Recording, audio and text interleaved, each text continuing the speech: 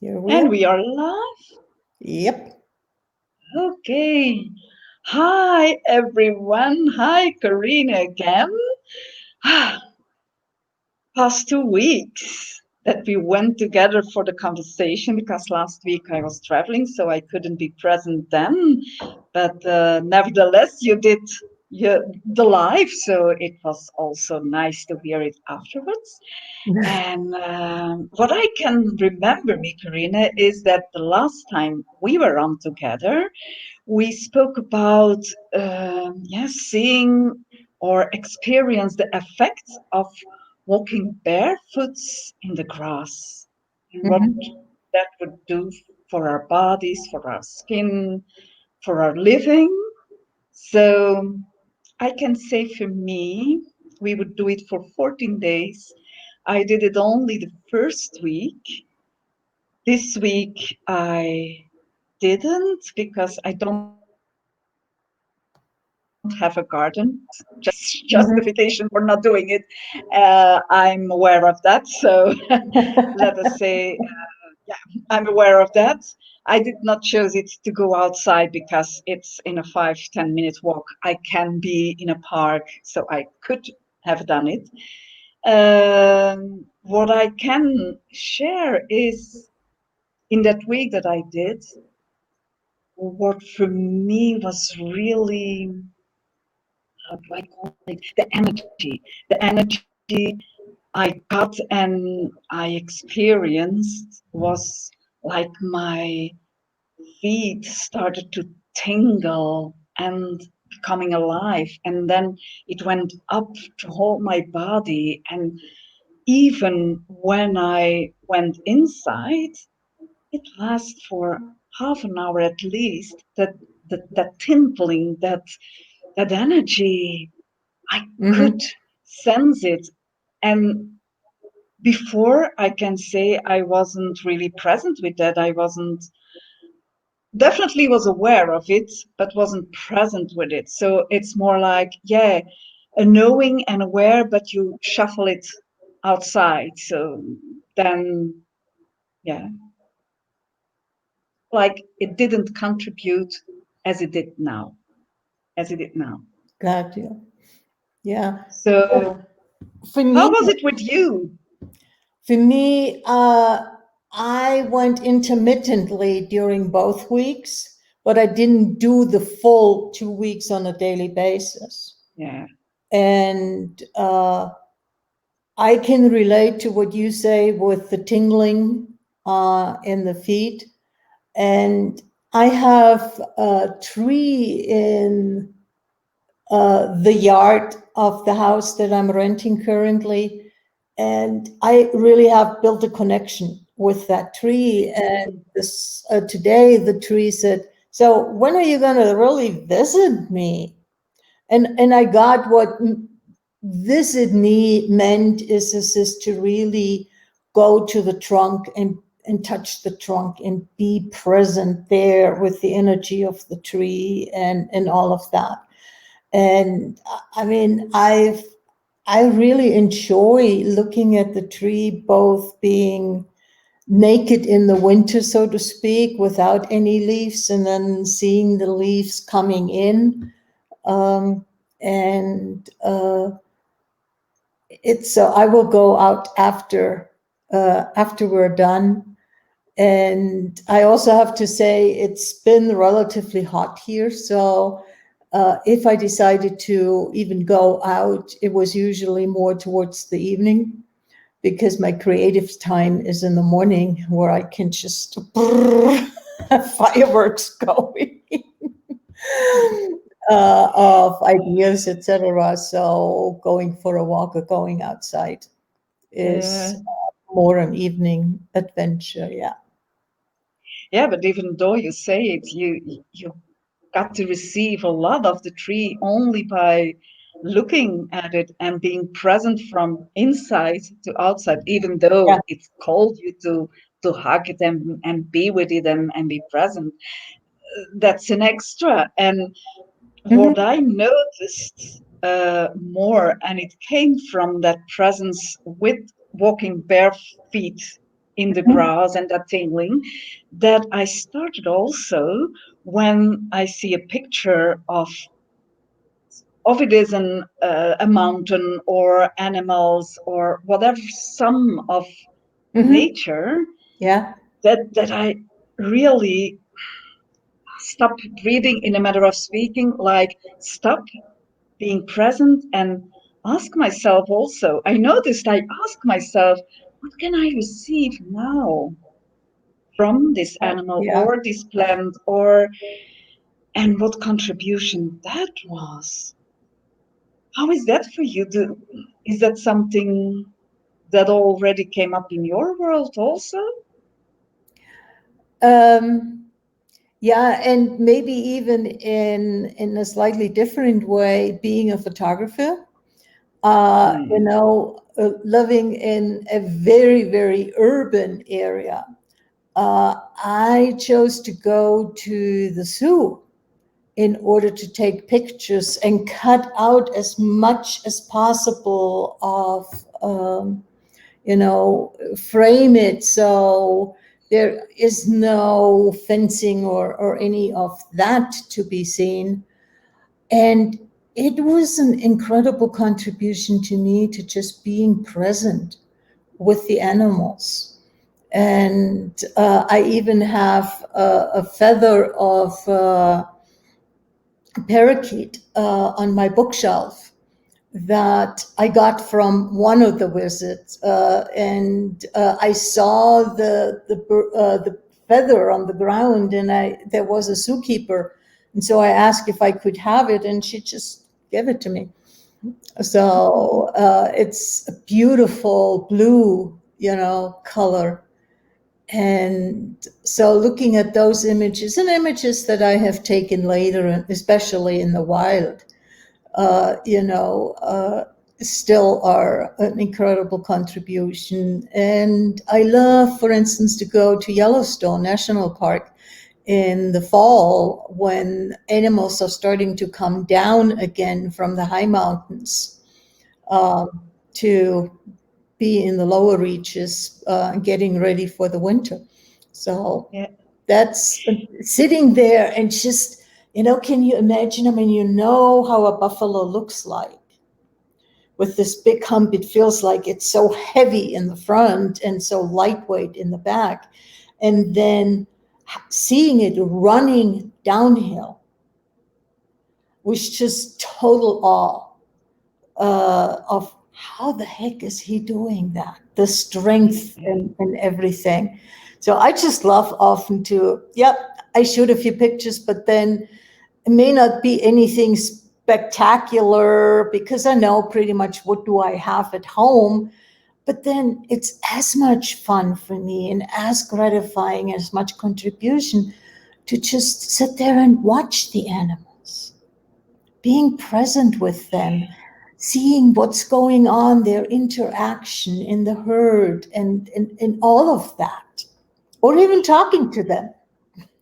I can say, Karina, so by hearing, speaking you, and lately I saw pictures of you because I didn't knew before, but and I go into looking to your pictures and really what you are telling now is what I get from looking at Mhm. that at Thank the you. pictures. So it's yeah, yeah, they are so vital. Your pictures are so vital. And they tell a story, even though I can remember seeing it looks like only a little part of a mountain, of a rock, of one animal, or but it's so full. It's so full, that picture. And that's the simplicity on one side and the fullness and the other side. It's I love your pictures. I love them. Yeah, yeah. And when you speak about the zoo taking their pictures, like how many people also have the judgment and the Mhm. yeah, the judgment really that you can't put those animals into the caves, into the small boxes or whatever. And then hearing you telling us the pictures you make is like when you were speaking about that, for me, it opened up like getting almost all the life of that animal outside that box. Yeah. And I have to say, remembering back when I was a kid, how much the zoos have changed and actually have started to be more in compliance or adapt more to the natural environment of the animals, that they have opened it up. It does not necessarily for all animals or all species, let's put it that way, Yeah, but they are trying to change things. And I also get that some zoos really do a lot of work to keep a species alive. yeah, Because with poaching or there are some species that are on the brink of extinction in the wild. And so when you have animals in the zoo, you can maybe start keeping the diversity, the genetic diversity of the animals alive by bringing those two together and then releasing. And I appreciate that work. And am I willing to say, okay, there is a while that an animal is in captivity? And I also have taken, there are so-called game farms where I went to take images of more, let's call it exotic animals that you don't necessarily see so much in a zoo setting. yeah, yeah, And I was, the first time I remember, I was very hesitant. Is this really good? And I had to acknowledge that the handlers were really responsive to the animal.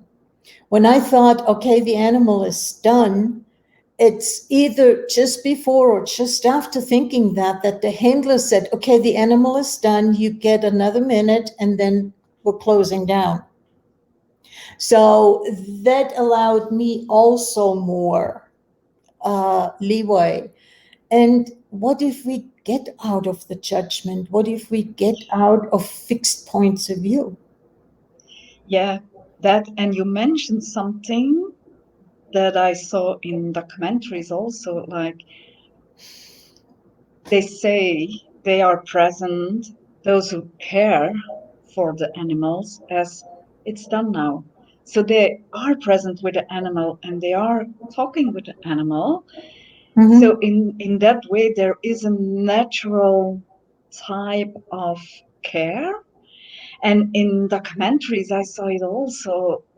When you go behind the boxes that the visitors see in the front, there is so much caring. Yeah. There is there is so much caring, and often I can say I didn't visit often a zoo because where I live there aren't Mm-hmm. so much zoos, so I didn't.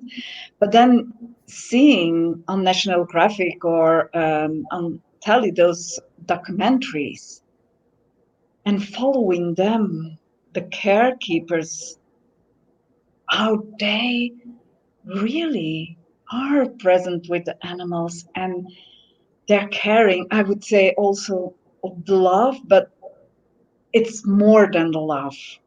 The Yeah. love is it's way bigger. It's really caring as they treat them as like themselves, or perhaps even better as I see it for myself. We can care like our children. I did it for so long.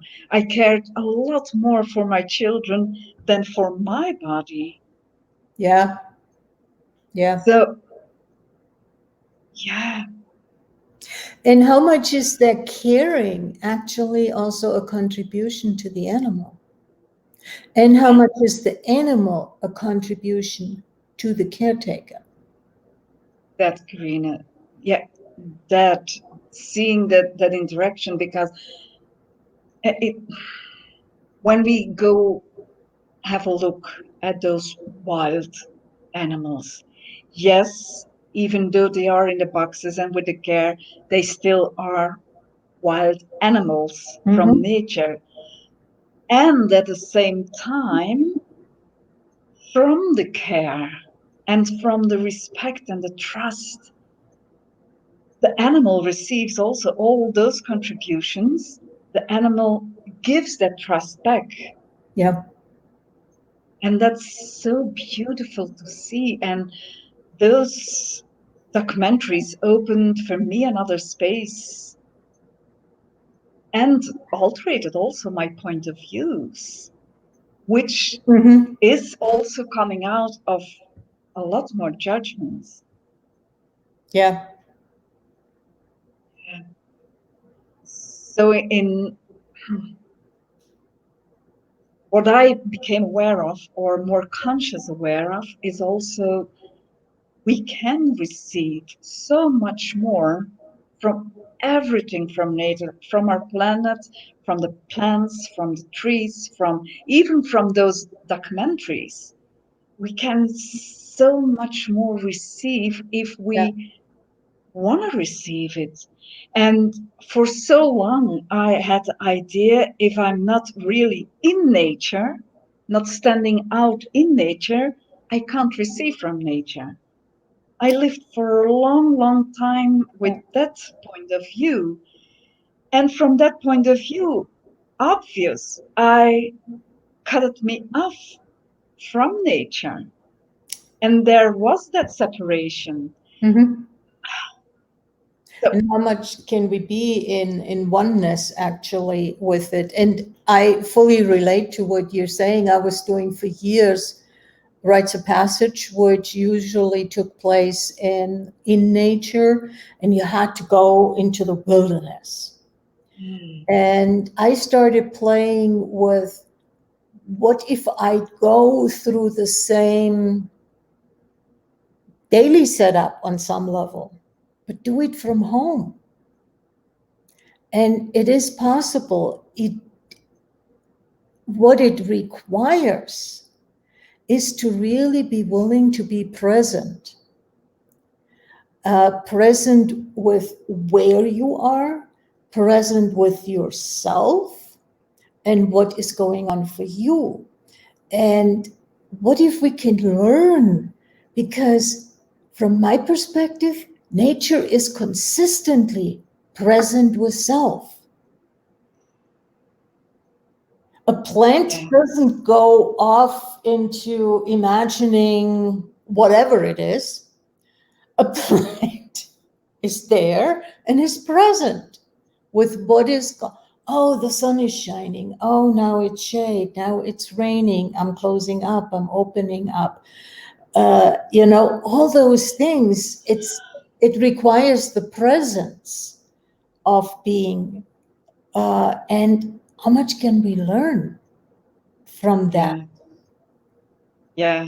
How much can we learn? And also, when going into the way trees in a forest lives Mhm. and communicates and without judgment. Yeah. And when there is a tree that says, "Oh, uh, I am in need for more light or whatever," then it goes higher and it goes over because it knows from the presence that the tree at the side of him is a tree that will need even more or to thrive better. It needs to go deeper into the ground.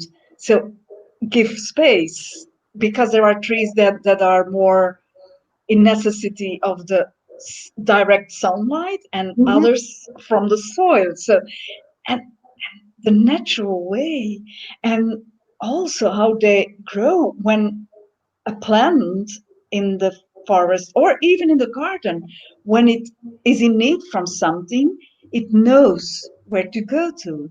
And if it's required to go around another plant or a tree or a stone or whatever there is, it is doing it. It Yeah. goes. Yeah. It goes. And the weeds also. How many judgments are there about the weeds? I love them. The beauty of a weed and the contribution it is for natural balance. Hmm. I mean, first of all, to stay with the trees, and it doesn't matter if it's different species of trees, trees communicate with each other Yeah. through their root system. And um, what I have learned is that weeds are actually a way of nature to replenish certain elements in the soil that weed can contribute that have been pulled out too much. Yeah. And if we allow nature to be in balance, then there is not weeds taking over, but life taking over.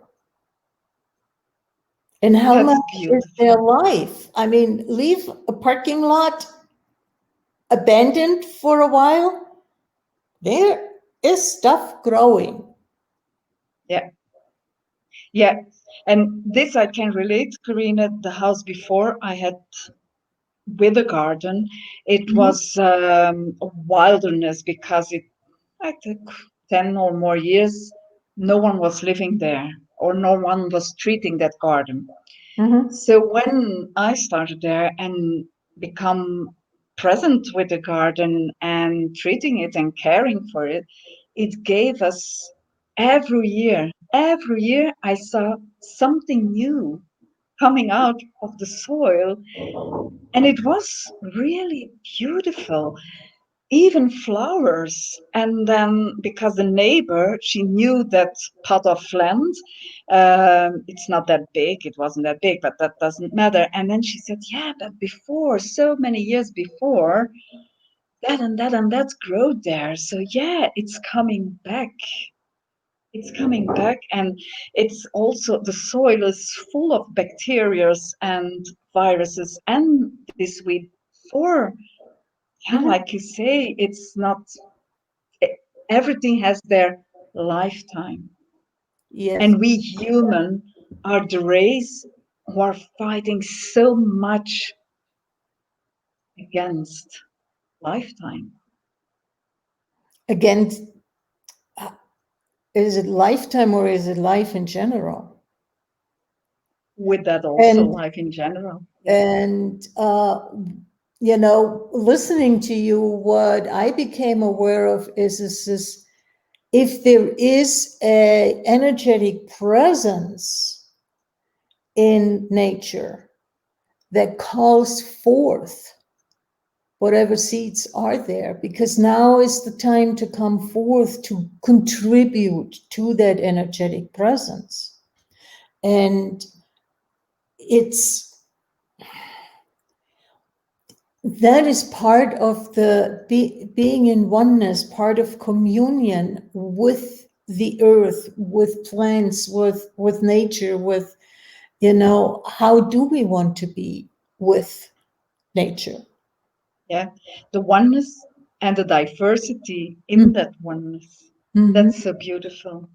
And so, yeah, are we really willing, willing, freely willing to receive the diversity of us, the beings with a body? I'm not going to call us the human bodies, but the human beings, but the beings with a body, because everyone knows that, yeah, then you are a human. Mm-hmm. But by not calling it a human, in for me, a sense is there are perhaps a little less judgments. I'm not sure of that, but whatever it is. But beings, because everything is a being. A plant is a being. A tree Mm-hmm. is a being. An animal is a being. Everything is a being. only in a different form with a different body. with a different body. So in a way, that's why I was chuckling, is as if you talk about beings with a body, you're not making a definition. No. You're leaving it totally open to what do I choose to look at or refer to when I hear that. It could be humans, it could be trees, it could be animals, it could be rocks, it could be, because everything has energy. Yeah. And I don't know, why does that pop in right now? I was browsing yesterday a little bit on the internet and came across an article and that described a scientific experiment that was really upsetting in a way, because as a sudden, there is no absolute truth anymore. Yeah. And I said, whoa, science is finally catching up. Yes, Is that's the absolute truth. They said it's so different and depends on how you work with it and what you look at and so on. There were all those variables, and it was different from one person to another person. It's totally fascinating. So I said, oh, okay. and that brings for me also, like, speaking of a being with a body, then the being is also free, completely free, because the body can change and can mold, confirm what's required, like, yeah, Mhm. what is there possible? And is it also possible that when we go from that idea, the being with a body, as everything is a being because we are all energy, we are all infinite, the bodies are also infinite. So would that make it more ease to be happy on Earth? For some people, it might. For others, it might not. Is my Yeah, response. Because it is. ultimately, it's an individual choice. Yeah, yeah, that's everything is choice. So yeah, yeah. But I'm choosing it for this in this moment. Let me Yeah, say I choose it. Perhaps next week it's something different, but now I'm choosing it. Yes. yeah. And it's even. I remember vividly being in sort of like a funky energy and remembering, oh, happiness is just a choice, and saying, I don't like that funky energy. I want to be happy.